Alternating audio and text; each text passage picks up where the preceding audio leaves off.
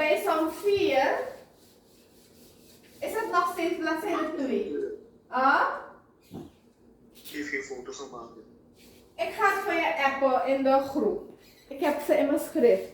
Bij som 4 zeggen ze een vlakke koperen rail van 20 bij 30. Dus dan ga je direct, als je ziet 20 bij 30, ga je direct de oppervlakte berekenen. 20 bij 3.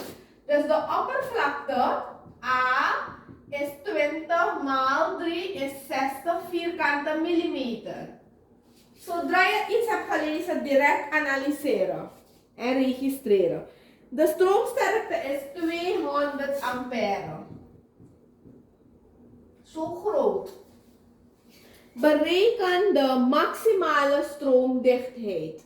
Nou, we gaan diezelfde Y is, dus als I is Y maal A, dat is Y, I gedeeld door A. Maar jij weet, je moet dit omzetten in vierkante meter.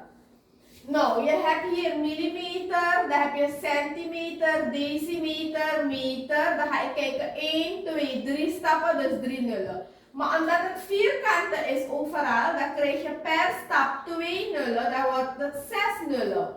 Dus dan is dit 60 maal 10 tot de macht min 6 vierkante meter. Dus dan krijg je 200 gedeeld door 60 maal 10 tot de macht min 6 is hoeveel? Wat zegt jouw calculator? Je moet niet afkijken, je moet het zelf berekenen.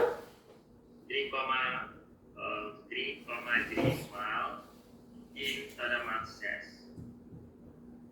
Als ik dat goed heb. Oh, ja. Ampère per vierkante meter. Toch? En met jouw ervaring, als je het moet omzetten naar millimeter, dan is het 3/1/3 ampère per vierkante millimeter. Toch? Ja, dus. Dus dat is weer zo'n som.